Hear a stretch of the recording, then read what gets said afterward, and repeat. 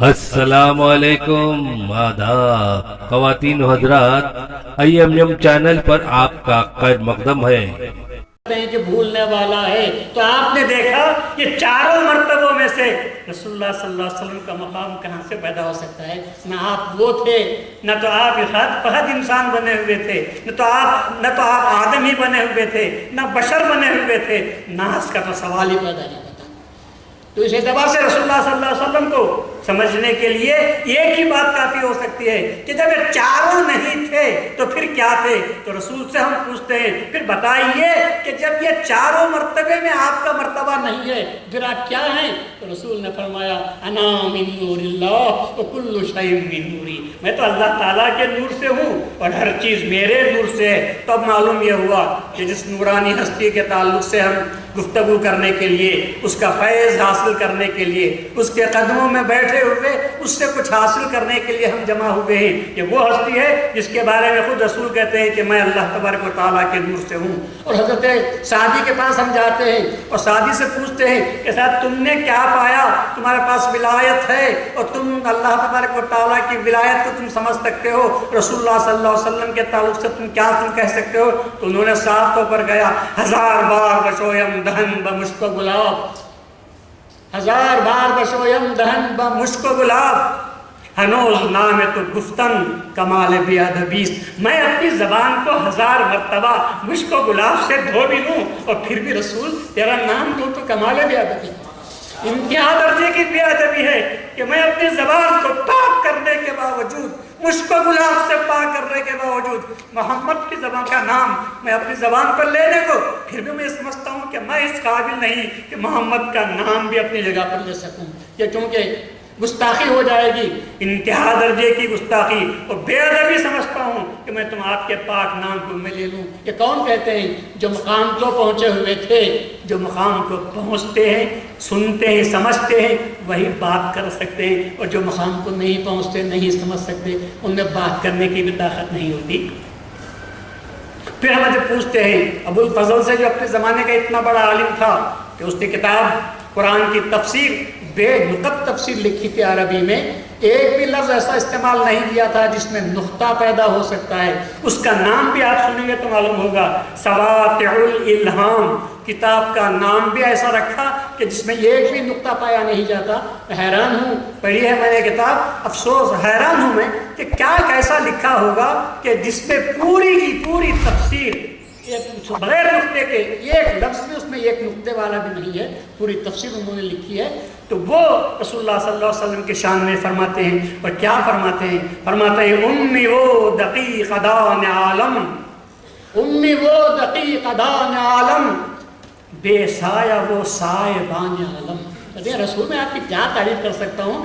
آپ تو امی ہیں، نہ کسی کے پاس گئے، نہ کچھ پڑھا، نہ کسی کے پاس آپ نے زانو تلمس کو آپ نے طے کیا، نہ کسی کتاب کو آپ نے پڑھا، مگر بات یہ ہے امی تو ہیں آپ، مگر دقیق دان عالم۔ مگر حالت یہ ہے کہ سارے دنیا کے دقیقوں کو اب اچھی طرح جانتے ہیں، حقیقت کو واہ کرنے والے ہیں، دنیا کے سامنے ہر چیز کی حقیقت کو واشگاف الفاظ میں پیش کرنے والی ہستی کا نام محمد صلی اللہ علیہ وسلم ہے۔ ایک امی سے بھی آپ تصور بھی کر سکتے ہیں کہ ایک امی ایسی باتوں کو پیش کرے گا؟ نہیں، رسول اللہ صلی اللہ علیہ وسلم نے زمین کی حقیقت بیان فرما دی، خلا کی حقیقت بیان فرما دی، ہوا کی حقیقت بیان فرما دی، رسول اللہ صلی اللہ علیہ وسلم نے فرشتوں کی حقیقت بیان فرما دی، اور وہاں تک پہنچے جہاں تک کوئی بھی جا نہیں سکتا۔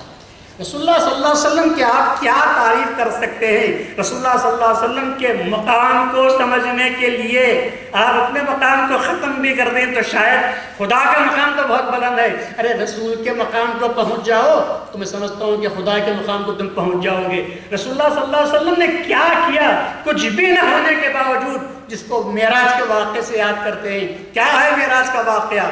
معراج کا واقعہ اگر آپ اس سے پوچھتے ہیں تو میں کہنے کے لیے تیار ہوں، معراج کا واقعے میں رسول اللہ صلی اللہ علیہ وسلم نے ایسی چیزوں کو شکست دی، ایسی چیزوں پر فتح پائی جو چیزیں کہ ان کان کڑ سمجھی جا رہی تھی، جس کے بارے میں دنیا، آج کی ترقی یافتہ سائنسی دنیا آج طے کر چکی ہے کہ چند چیزیں ایسی ہیں کہ جن کو فتح نہیں کیا جا سکتا، آج بھی ان کو انکانکرڈ سمجھا جاتا ہے، اور رسول اللہ صلی اللہ علیہ وسلم نے ان چیزوں کو کانکر کر کے بتا دیا، ان چیزوں کو فتح پالی۔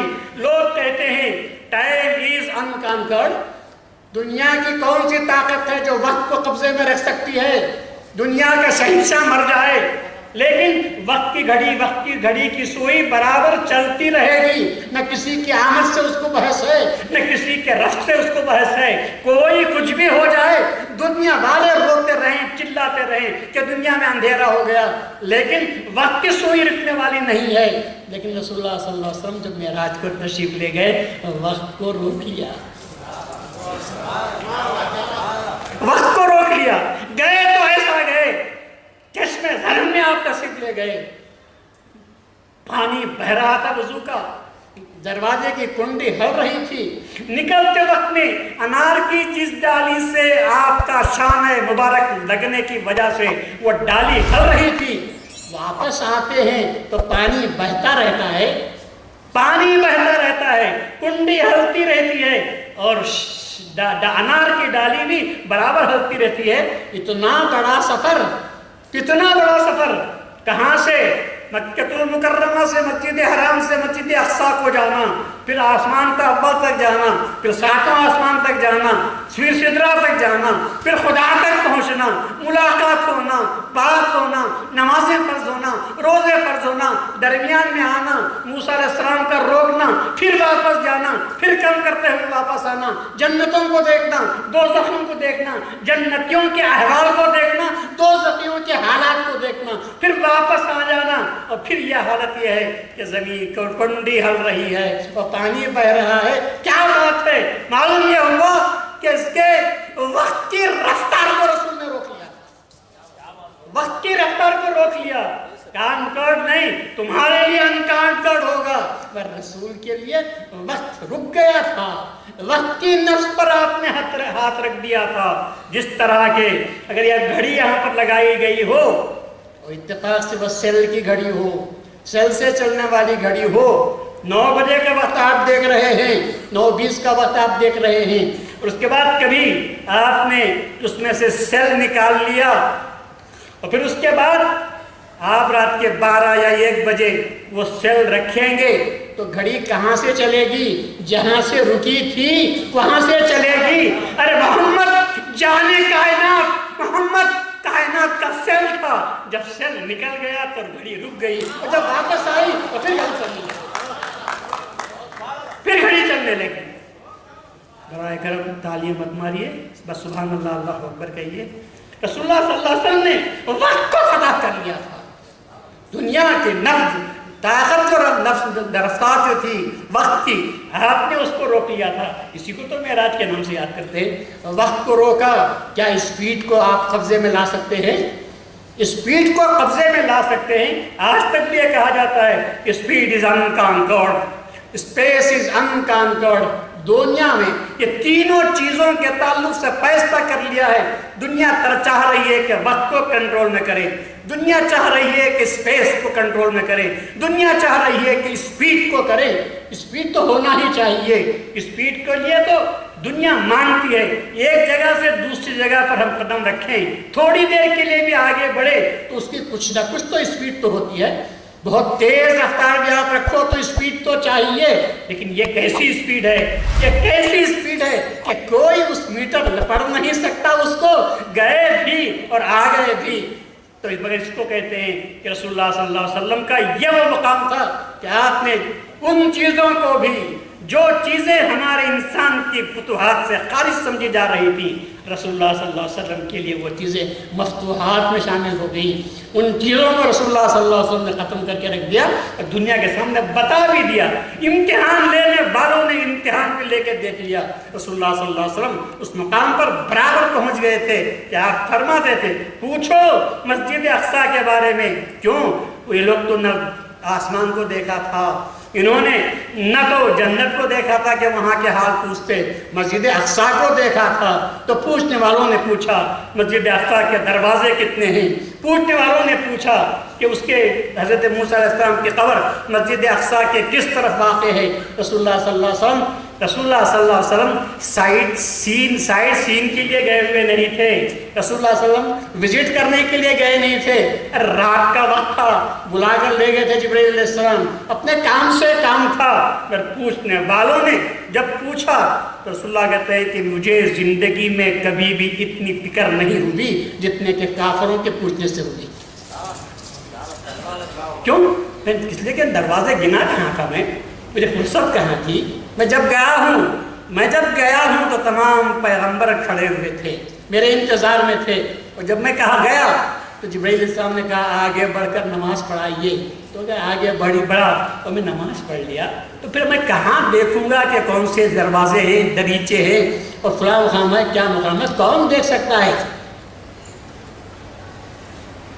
اکنوں کرا دماغ کہ پرسد سے باغباں، اکنوں کرا دماغ کہ پرسد سے باغباں،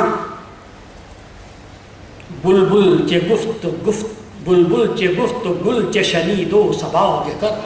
کہتے ہیں کہ جب میں باہر دیکھنے کو آپ جاتے ہیں تو باہر کو دیکھیں گے یا باغباں سے پوچھیں گے؟ کہ آپ کس کے لیے دماغ تھا، عقل تھی کہ میں جا کر باغباں سے پوچھوں بلبل چے گفت، بلبل نے کیا کہا، اور گل چے شنید، پھول نے کیا سنا، اور صبا چے کرد، اور باصبا نے کیا کیا؟ کیا پوچھنے کا موقع ہوتا ہے؟ وہاں تو بس بہاروں کو دیکھنے کا موقع رہتا ہے، کس کو اتنی فرصت کے پوچھے؟ رسول کو کہاں اتنی فرصت کے دروازے گنتے بیٹھے، دریچوں کا معائنہ کرتے بیٹھے۔ لیکن جب اللہ تبارک و تعالیٰ نے رسول کی پریشانی کو دیکھا تو رسول اللہ تبارک و تعالیٰ نے جبرائیل سے کہا کہ لے جاؤ مسجد اقصیٰ کو رسول اللہ کے سامنے کر دو۔ دیکھیں فاصلے کٹ رہے ہیں، اچانک پھر مسجد اقصیٰ کا منظر سامنے آ جاتا ہے، اور جو سوال کافر کرتے ہیں رسول اللہ صلی اللہ علیہ وسلم اس کو دیکھتے رہتے ہیں اور جواب دیتے رہتے ہیں، ہوا کیا ہے؟ ارے اسپیڈ ختم ہو گئی، وقت ختم ہو گیا، اسپیس ختم ہو کر رہ گیا، یہ ساری چیزیں ختم ہو گئی۔ دنیا میں صرف ایک ہی ہستی کے لیے اللہ تبارک و تعالیٰ نے یہ تمام چیزوں کو مہیا کیا تھا، اور اس ہستی کا نام محمد رسول اللہ، محمد مصطفیٰ صلی اللہ علیہ وسلم۔ اس کو کہتے ہیں کہ رسول اللہ صلی اللہ علیہ وسلم کا مقام کیا تھا؟ ارے مقام تو کیا جانتے ہو، اللہ نے تو چاہا کہ نہیں محمد تم پیدا ہونے سے پہلے ہی جو تم نبی تھے اور ہم کو تم سے اتنا پیار تھا۔ ڈاکٹر صاحب بیٹھے ہوئے ہیں، جب بچہ ماں کے پیٹ میں رہتا ہے، فیوٹس کی شکل میں جب رہتا ہے، کس شکل میں رہتا ہے؟ محمد کی شکل میں رہتا ہے۔ یا نہیں تو آپ دیکھو جا کر، 6 8 7 مہینے کا بچہ ہو جائے تو دیکھو جا کر کہ کس شکل میں رہتا ہے۔ قسم خدا کی محمد کی شکل میں رہتا ہے۔ خدا یہ کہتا ہے تم نہیں آئے تو کیا ہوا؟ ہر ماں کے پیٹ میں محمد کو پیدا کرتا ہوں، میں محمد کو پیدا کرتا ہوں۔ ہاں اسی بات سے رسول نے فرمایا تھا کل یوم مولود یولد علی الفطرہ فابواہ یحودانہ وینصرانہ ویمجسانہ۔ ہر بچہ فطرت پر پیدا ہوتا ہے، فطرت سے مراد محمد کی صورت پر پیدا ہوتا ہے۔ ہر بچہ جو پیدا ہوتا ہے محمد کی صورت پر پیدا ہوتا ہے، لیکن محمد کی سیرت پر پیدا ہوتا ہے۔ لیکن برا ہو اس کے ماں باپ کا کہ کبھی اس کو نصرانی بنا دیتے ہیں، کبھی اس کو یہودی بنا دیتے ہیں، اور کبھی اس کو مجوسی بناتے ہیں۔ کب بنتا ہے؟ پیدا ہوتا ہے تو فطرت پر پیدا ہوتا ہے، اور فطرت کیا ہے؟ اللہ کہتا ہے فطرنا الناس علیہا فطرت اللہ۔